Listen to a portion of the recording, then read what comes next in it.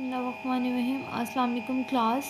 आज हम alkynes discuss करेंगे। अल्काइंस का नेक्स्ट लेक्चर नंबर 2 डिस्कस करेंगे, जिसमें हम पढ़ेंगे reactivity of alkynes and reactions of alkynes के बारे में। सबसे पहले हम पढ़ते हैं रिएक्टिविटी ऑफ अल्काइंस।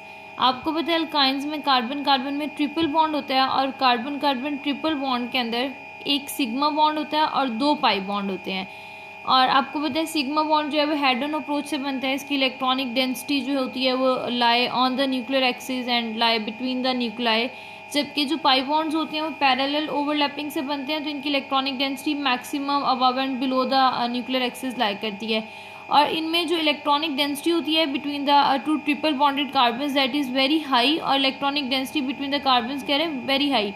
तो वो इलेक्ट्रॉनिक डेंसिटी कार्बन न्यूक्लियाई को करीब खींच लेती है, एक दूसरे के क्लोज, दोनों एटम्स को क्लोज कर देती है, जिसकी वजह से कार्बन कार्बन बॉन्ड लेंथ बहुत कम हो जाती है। और आपको पता है जितनी बॉन्ड लेंथ छोटी होती है उतनी रिएक्टिविटी भी कम होती जाती है।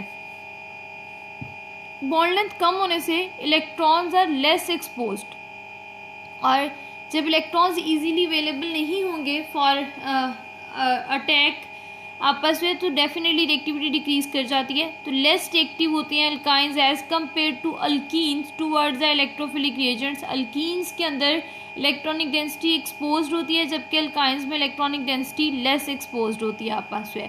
जैसे आप ये देख सकते हैं कि आपका ये जो P Y and P Y के ओवरलैपिंग से electronic density and P G and P G से, तो यहाँ पे बिटवीन द टू कार्बन्स बहुत ज़्यादा इलेक्ट्रॉनिक डेंसिटी है, जिसकी वजह से इन दोनों कार्बन्स को वो करीब खींच लेती है और इनकी कार्बन कार्बन बॉन्ड लेंथ कम हो जाती है। एक इम्पॉर्टेंट शॉर्ट क्वेश्चन भी है कि अल्काइंस कम रिएक्टिव हैं एज कम्पेयर टू अल्कीन्स, हालांकि इसमें 2 पाई बॉन्ड है। Pi bond is more reactive as compare to the sigma bond. So 2 pi bond होने की वजह से इसकी रिएक्टिविटी होनी तो अल्कीन से ज़्यादा चाहिए थी, लेकिन इसकी अल्कीन से रिएक्टिविटी कम होती है। उसकी वजह यही है बेटा कि इसमें बॉन्ड लेंथ कम हो जाती है और इसकी इलेक्ट्रॉनिक डेंसिटी जो है लेस एक्सपोज्ड होती है as compare to the pi electronic density in alkenes. Next हम डिस्कस करेंगे reactions of alkynes. Reactions of alkynes में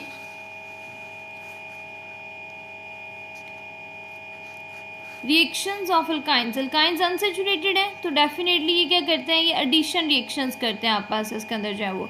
लेकिन आपको पता है एक पाई बॉन्ड अगर मौजूद हो between the to carbon atom तो एक मॉलिक्यूल ऑफ रिएजेंट ऐड होता है। तो यहाँ पे 2 पाई बॉन्ड्स हैं, इसलिए यहाँ पे 2 मॉलिक्यूल्स ऑफ रिएजेंट जो ऐड होते हैं, add 2 molecules of the reagent. जो भी रिएजेंट है उसके 2 मॉलिक्यूल्स जो है वो ऐड होते हैं।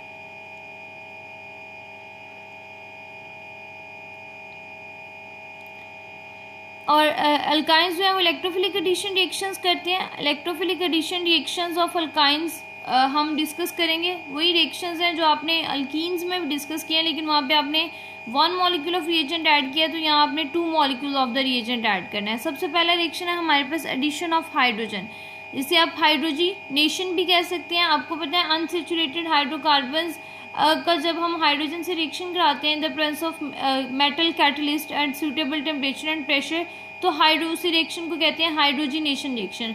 तो इथाइन का भी जब हम हाइड्रोजन से रिएक्शन करवाते हैं, इथाइन का आपके पास जो है, तो क्या होता है कि एक मॉलिक्यूल ऑफ हाइड्रोजन, आपका ये जो हाइड्रोजन है ये निकल कैटलिस्ट की सरफेस के ऊपर जाके अटैच होगा, और यहाँ पे भी सिन एडिशन होती है कि आपकी हाइड्रोजन जो है वो कैटलिस्ट की सरफेस पे एब्जॉर्ब हुआ हुआ है, और ये जाके एक ही साइड से, ऊपर से या नीचे से सेम साइड से जाके दोनों हाइड्रोजन एटम किसी एक पाई बॉन्ड को अप्रोच करेंगे, और इनके दरमियान में जो है वो आपका एक कार्बन एक हाइड्रोजन से बॉन्ड बना लेगा और दूसरा कार्बन जो है दूसरे हाइड्रोजन से बॉन्ड बना लेगा। तो यहाँ पे एक पाई बॉन्ड जब यूज़ हो जाएगा इन हाइड्रोजिनेशन रिएक्शन, तो पीछे सिर्फ 2 आपके पास जो है वो टोटल बॉन्ड आ जाएंगे।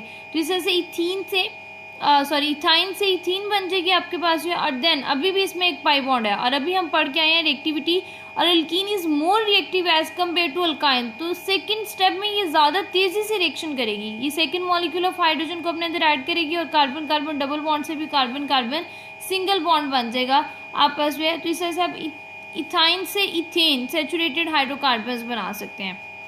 सेकेंड मेथड है हमारे पास, सेकेंड रिएक्शन है हमारे पास एडिशन ऑफ हैलोजन आप पास हुआ है। एडिशन ऑफ हैलोजन को हम halogenation in an inert solvent भी कह सकते हैं आप पास हुआ है। वहाँ पे भी आपने अल्कीन के अंदर हैलोजन्स को ऐड किया था इन the presence of inert solvent like CCl4, तो आपको 1,2 विसिनल डाइहैलाइड्स मिलते हैं वहाँ पे जो प्रोडक्ट है। यहाँ पे हमें टेट्राहैलाइड्स मिलते हैं because 2 molecules of the reagent add होंगे। सो फर्स्ट स्टेप के अंदर एक मॉलिक्यूल ऑफ क्लोरीन ऐड होता है एक पाई बॉन्ड की जगह पे, और आपको इथीन से अनसेचुरेटेड विसिनल डाइहैलाइड्स मिलते हैं। और ये जो एडिशन होती है ये एंटाई एडिशन है, ये आपने वहाँ पे भी पढ़ा है, ये एंटाई एडिशन होती है, मतलब ऑपोजिट साइड से जाके हैलोजन ऐड होते हैं। एक अगर इस साइड से जाके ऐड होगा तो दूसरा इसकी ऑपोजिट साइड से जाके ऐड होता है। आप पास जो है इस यहाँ पे आपको ट्रांस प्रोडक्ट मिलता है, ठीक है। फर्स्ट स्टेप में तो आप इसे कह सकते हैं कि आपको ट्रांस प्रोडक्ट मिलते हैं। अब ये जो अल्कीन्स बनी है इनका फिर आप दोबारा second molecule of chlorine bromine halogen से रिएक्शन कराएंगे इन the presence of inert solvent, तो एक और मॉलिक्यूल ऑफ हैलोजन जो है वो कार्बन कार्बन डबल बॉन्ड पे जाके एंटाई एडिशन करेगा और रिजल्टिंगली आपको टेट्राहैलाइड्स मिलते हैं। 1,1,2,2 टेट्राक्लोरो इथेन, आपको टेट्राहैलाइड्स मिलते हैं हमारे पास इसके अंदर जो है वो। नेक्स्ट हमारे पास है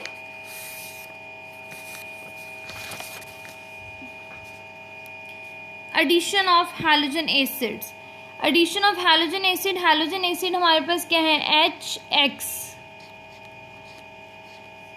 सो अल्काइंस हाइड्रोजन क्लोराइड H, यहाँ पे X जो है it may be chlorine and bromine. So आपका जो अल्काइंस हैं वो हाइड्रोजन क्लोराइड एंड ब्रोमाइड से रिएक्शन करके डाई हैलो अल्केन्स बनाते हैं और reaction according to Markovnikov rule होता है। मैंने आपको addition of halogen acid to alkenes बहुत डिटेल में बताया था कि मार्कोनिकव रूल सिर्फ आप अल्कीन के लिए अप्लाई नहीं करेंगे, आप मार्कोनिकव रूल अल्कीन और अल्काइन दोनों के लिए अप्लाई करते हैं। और मार्कोनिकव रूल आप तब अप्लाई करते हैं जब आपका सबस्ट्रेट भी अनसिमेट्रिकल हो और आपका जो रिएजेंट है एडिंग रिएजेंट है वो भी अनसिमेट्रिकल हो। सो देखिए फर्स्ट स्टेप के अंदर एक मॉलिक्यूल ऑफ HBr ऐड होता है। सो आपका ये जो अल्काइन है ये अपना एक पाई बॉन्ड यूज करते हुए हाइड्रोजन पे अटैक करती है, दोनों में से किसी एक कार्बन का हाइड्रोजन से बॉन्ड बन जाता है। जो कार्बन ये हाइड्रोजन से बॉन्ड बनाएगी वो हो जाएगी CH2 डबल बॉन्ड CH और सेकेंड कार्बन के ऊपर जाके ये Br मॉलिक्यूल जो है वो अटैच हो जाएगा। तो यहाँ आपको विनाइल ब्रोमाइड मिलेगा और विनाइल ब्रोमाइड अब अल्कीन है, it is more reactive. So second step के अंदर आपका जो है ये विनाइल ब्रोमाइड के अंदर सेकेंड मॉलिक्यूल ऑफ HBr जब ऐड करते हैं तो यहाँ पे हमें मार्कोनिकव रूल फॉलो करना है बिकॉज आपका जो रिएजेंट है वो भी अनसिमेट्रिकल है और जो अल्कीन है यहाँ पे अब आपका सबस्ट्रेट है वो भी अनसिमेट्रिकल है।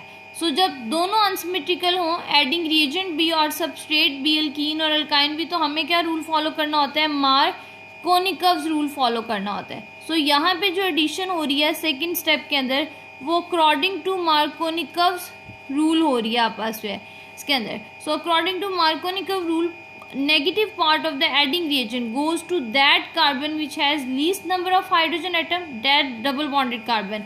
So Br जो है वो इस कार्बन पे अटैच होगा जिस पे ऑलरेडी एक Br लगा हुआ है और हाइड्रोजन जो है वो सेकेंड कार्बन पे जाके अटैच होगा। तो इस केस में आपको वहाँ पे हाइड्रोजन हैलाइड ऐड करने से अल्कीन के अंदर आपको अल्काइल हैलाइड मिलते हैं, यहाँ पे हाइड्रोजन हैलाइड जो है वो ऐड करने से आपको डाईब्रोमोइथेन मतलब डाई हैलाइड्स मिल रहे हैं but they are geminal di halides. Vicinal geminal में फर्क है।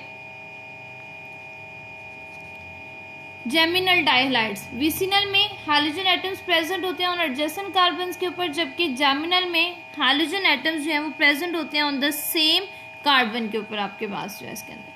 Thank you.